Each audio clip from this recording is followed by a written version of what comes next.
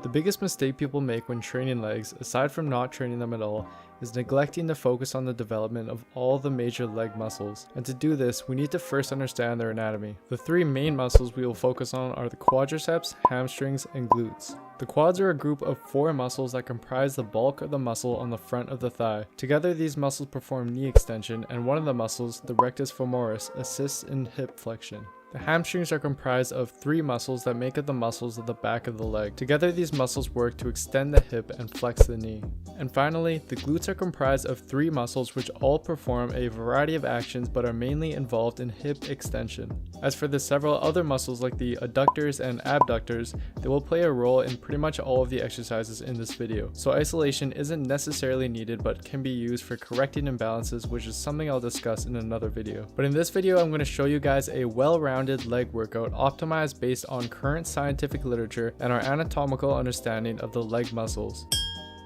I think there's no surprise that barbell squats are in here. They are an excellent exercise for simultaneously working pretty much all of your lower body musculature. The quads and glutes are the primary focus of this exercise, with the hamstrings and several other muscles acting as dynamic stabilizers throughout the movement. Now, as for squat depth, one study by Morse et al. Found that there was a 2-fold increase in muscle size in subjects that performed full range of motion squats as opposed to partial squats over a period of 8 weeks. And as shown in this study by Bruno et al., full range of motion seems to induce greater muscle damage than partial range of motion, even if more volume is lifted in the partial range of motion. So you definitely want to use a full range of motion if your goal is leg hypertrophy, which means you want to come down to at least parallel when you perform the squat. As for performing them with a barbell versus a Smith machine, one study by Binstead et al. Showed that barbell squats elicited 43% higher average leg muscle activity when compared to Smith machine squats. So stick to full range of motion barbell squats for the best results.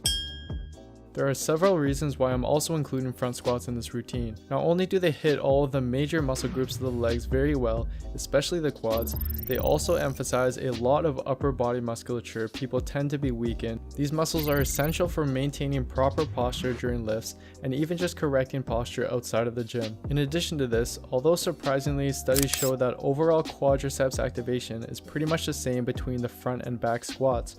Research also shows that front squats may emphasize certain quad muscles that aren't activated as well during the back squat. For example, this table from a study by Tillman et al. Shows that certain quadricep muscles like the vastus lateralis and the rectus femoris are less activated during the back squat and more so in the front squat, indicating that performing front squats as well as back squats may provide more balanced quad development. However, with that being said, if you think including both in one workout is too fatiguing, then you can put them somewhere else in your workout split or replace them with hack squats or leg press, which both show similar results in terms of hitting all the quad muscles.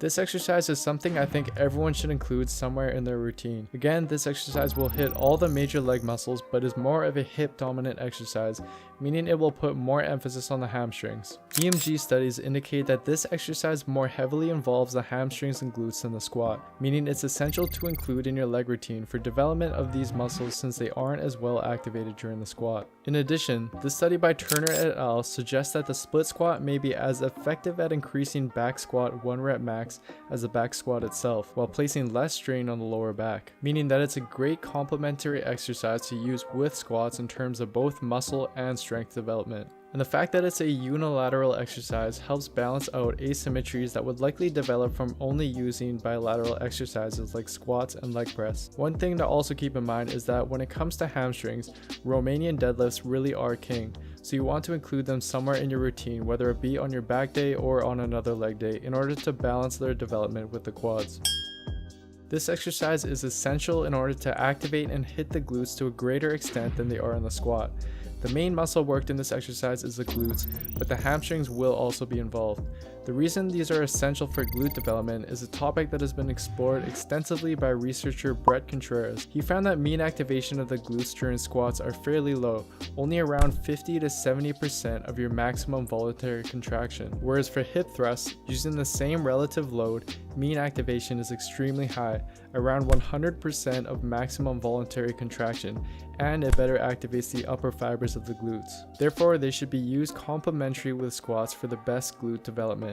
If you haven't done these, I suggest performing them with no weight just to get the movement and activation down, and then you can eventually progress it by adding weight. Now, as for the optimal rep range for legs, research shows that the legs are comprised of almost an even split between type 1 and type 2 muscle fibers, with a slight tendency towards a higher proportion of type 1 muscle fibers. Generally, it's thought that high reps with low weight maximize type 1 fiber growth, and low reps with high weight maximize type 2 fiber growth. Some studies agree with this, however, others show that both fiber types will grow regardless of the rep range used. But I think that research still points towards including a mix of both low rep and high rep work for legs given their fiber type distribution, so that would likely be the best option. So to sum the video up, here is a sample leg workout you guys can use.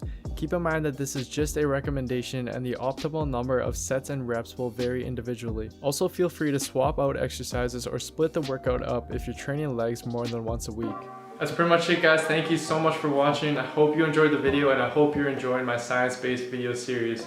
As always, I put in a lot of time and effort into this video, so if you could just please do me a favor by giving the video a like, leaving a comment down below, and also subscribing to my channel if you haven't already, then I would really appreciate it. A lot of you are asking me when my shoulder video and other muscle groups will be coming out, and I'm planning to get those up in a few weeks or so. I do have final exams coming up, so I'm going to be pretty busy for the next month, so I can't promise anything, but after I'm done exams, I'm going to have a lot more time to put out content. But thank you guys so much for being so patient. And I'm also getting a lot of requests for online training, but at the moment I just don't have enough time to take on more online clients. But in a month or two, I'm gonna have my own website up where I'll be posting programs and I'll have information available for online training for you guys. So stay tuned for that. Anyways, that's it for this video, guys. Thank you again for all your support. I really do appreciate it. I'll see you guys next time.